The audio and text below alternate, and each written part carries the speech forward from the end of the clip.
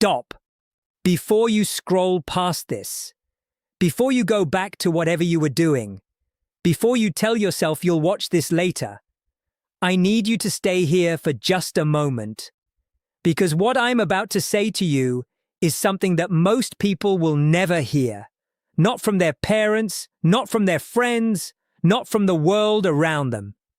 And here is the question I want you to sit with, right now, before I say another word. What would your life look like if weakness was never an option? Not the weakness the world talks about, not physical weakness. I mean the quiet kind, the kind that makes you hesitate when you should act, the kind that makes you stay silent when you should speak, the kind that keeps you comfortable when you should be growing. Welcome to the Shetty Mindset. My name is Host, and today we are going to dismantle weakness. Together. Here is why this matters right now. A 2019 study from the University of Melbourne found that 85% of people, 85%, feel held back by a fear they cannot fully name. Not a fear of failure, not a fear of rejection, but a deep, ambient fear of their own potential. A fear that if they truly showed up fully, they might still not be enough. That is the root of the weakness I want to talk about today. And here is what I want you to understand from the very beginning. Weakness is not a personality trait. It is not who you are. It is a pattern, a learned response, a habit of choosing the smaller version of yourself when the larger version is available. In this video, I am going to walk you through 5 parts, 5 truths about weakness that the world will never teach you because the world profits from you staying small. Part 1, we are going to name the weakness nobody talks about. Part 2, we are going to trace exactly where it came from. Part 3, we are going to look at what it is costing you right now. Part 4, I am going to show you the exact mental architecture of the unbreakable person. Part 5, we are going to build your personal framework for rising. Stay with me until the end, because what I share in Part 4 will completely change how you see yourself. Most people think weakness looks like crying, like quitting, like giving up. But the weakness I want to talk about, the weakness that is quietly draining your life right now, looks nothing like that. It looks like staying in a job that shrinks you because the alternative is uncertain. It looks like not starting the business, not writing the book, not making the call, because somewhere inside you have already decided the answer will be no. It looks like choosing the distraction, the scroll, the series, the snack, over the discipline that would actually build your life. This is what researchers at Stanford University call behavioral avoidance, the pattern where the brain learns to associate effort and growth with threat and systematically steers you away from both. And here is the painful truth about it. It feels rational. It feels safe. In the moment, every weak choice feels like wisdom. Marcus Aurelius wrote in his Meditations, "You have power over your mind, not outside events. Realize this, and you will find strength." But we have inverted this. We have given our power to outside events, to opinions, to outcomes, to the fear of how we might look. And we have told ourselves we have no choice. Think about the person who never raises their hand in the meeting, not because they have nothing to say, but because they are afraid the idea won't land. Think about the entrepreneur who has been almost ready for 3 years, not because they lack skill, but because starting would mean risking the identity of someone with potential. Think about the relationship with discipline, where every Monday is a new beginning and every Thursday is a quiet surrender. These are not character flaws, these are patterns, and every pattern can be interrupted. And if you have felt this, you are not wrong. You are not broken. You are human. And being human means you were given the capacity to choose differently. You are not weak. You are living a weak pattern. And that is the most important distinction in this entire video. You are not weak. You are living a weak pattern. You are not weak. But here is what nobody tells you about where that pattern actually came from. Nobody chooses weakness. Nobody wakes up at 7 years old and decides, I want to be the person who gives up. Nobody builds a dream as a child and thinks, I cannot wait to abandon this. Weakness is installed. Neuroscientists at Harvard Medical School have documented what they call neural grooves, pathways in the brain that are carved by repeated experience. When we receive criticism and learn that effort leads to pain, the brain begins to root around effort. When we reach out and are met with rejection, the brain codes connection as dangerous. When we try and fail publicly, the brain marks visibility as a threat. These grooves were not mistakes. They were survival. Your nervous system was doing exactly what it was designed to do: protect you from what hurt you before. The Stoics understood this deeply. Epictetus, who was born into slavery and became one of the most powerful philosophers in human history, wrote, "It is not what happens to you, but how you react to it that matters." He was not naive about suffering. He had suffered more than most. But he understood that the meaning we assign to our experiences becomes the architecture of our character. Here is the analogy I want you to carry with you. Imagine a river that has been redirected, not by choice, but by the landscape it was carved through. The water did not decide to flow around the boulder. It simply found the path of least resistance. And over time, that path became the only path the river knew. Your weakness is the river. The boulder was the pain. And your entire life has been flowing around it. The question is not, why did the river bend? The question is, are you going to move the boulder? And if you have lived your life flowing around that boulder, you were not wrong. You were doing what rivers do. You were doing what your nervous system learned, and that learning kept you safe. But here is the truth.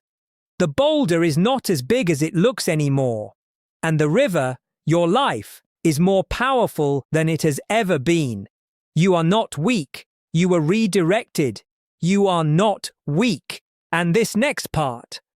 This is the part that will shift everything for you. Because we are about to look at exactly what staying redirected is costing you.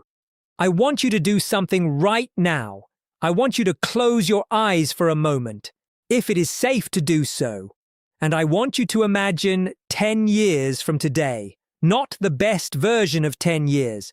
Not the version where you changed everything and built the life you know you are capable of. The other version.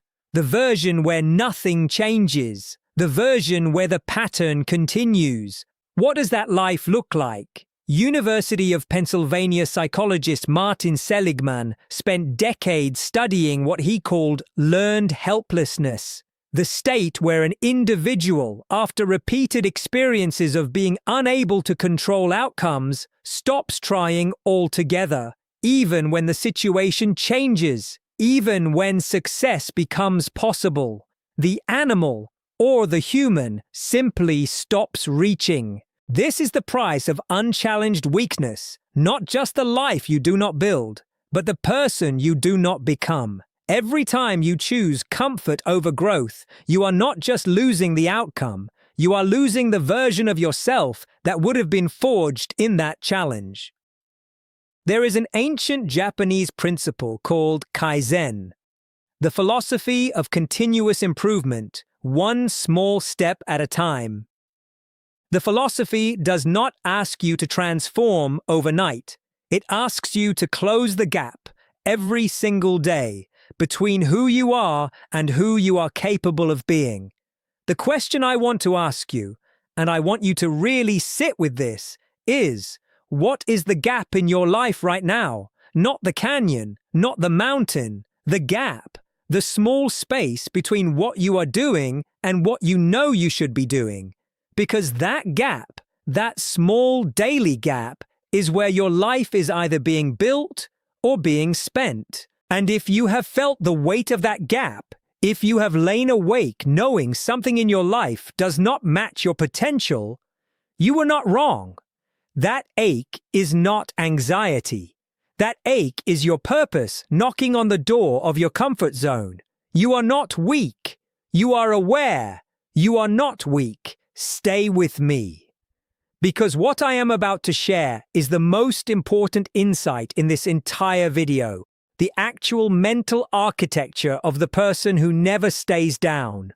What makes a person unbreakable? It is not the absence of pain. Every unbreakable person I have ever studied, every story I have ever researched at the Shetty Mindset makes this clear. The strongest people are not people who never suffered. They are people who found an identity that was larger than their suffering. A landmark 2007 study by Carol Dweck at Stanford University, widely recognized as one of the most important psychology studies of the modern era, found that the single greatest predictor of resilience and achievement was not intelligence, not talent, not even hard work in isolation. It was the belief that ability is not fixed, that you can grow, that the story is not over. She called it the growth mindset.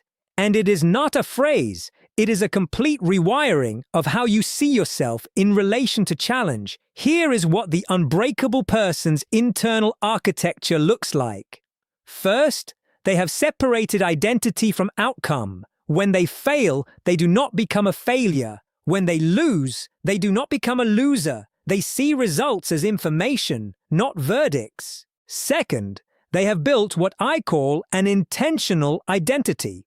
Not the identity given to them by their past, their environment, or their critics. A chosen identity, a deliberate declaration. This is who I am becoming, and every action they take is filtered through that declaration.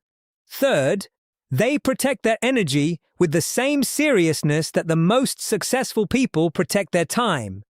Because energy is the currency of performance, and every weak choice, every unnecessary argument, every hour lost to distraction, every relationship that drains rather than builds, is a withdrawal from that account. Fourth, they have learned to be comfortable with discomfort, not because they enjoy pain, but because they have trained the nervous system to associate effort with expansion rather than threat. They have moved the boulder. The Buddha taught, you yourself, as much as anybody in the entire universe, deserve your love and affection. Not as a soft sentiment, but as a radical act of self-investment. You cannot pour from an empty vessel. You cannot build an unbreakable life from a broken self-image. The analogy I want to leave you with here, think of a blacksmith forging steel. The steel does not become strong in comfort, it becomes strong in fire. Every time it is heated, struck, and cooled, it becomes more refined, more aligned, more itself. You are the steel, and every challenge you have faced, every hard thing that has tested you, has been the fire. The only question is whether you are letting it forge you or melt you. And if you have been in the fire recently, if life has felt relentless and heavy and uncertain, you are not wrong to feel that weight. That weight means you are in the forge. And the forge is exactly where strength is born. You are not weak. You are being forged. You are not weak. Now I want to give you something you can use. Not a theory. Not an idea, a framework, a real, actionable, science-aligned architecture for rising from wherever you are right now. I call it the RISE framework. R. Recognize the pattern without judgment. Before you can change a pattern, you have to see it clearly. Not with shame, not with self-criticism, but with the calm, clear eyes of a scientist observing data. Where in your life are you consistently choosing comfort over growth? Name it. Write it down. This step alone, this honest recognition, is an act of profound courage. Research from the University of Toronto found that self-compassion, the act of treating yourself with the same kindness you would offer a close friend, is significantly more effective at producing behavioral change than self-criticism. So when you see the pattern, see it with compassion, not condemnation. I interrupt the automatic response. The brain is a prediction machine. It anticipates what comes next based on what came before. And when the moment of choice arrives, the moment between stimulus and response, there is a window. Viktor Frankl called it the last of the human freedoms. The freedom to choose your response. Your practice is to find that window. And in that window, pause, breathe, ask, is the choice I am about to make aligned with who I am becoming?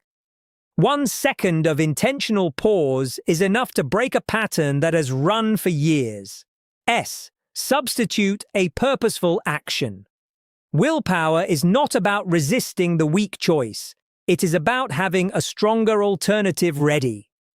Research from New York University on implementation intentions found that people who pre-committed to specific substitute behaviors were 2 to 3 times more likely to follow through on their goals. Not because they were stronger, because they were prepared. When the distraction calls, have the book ready. When the excuse arrives, have the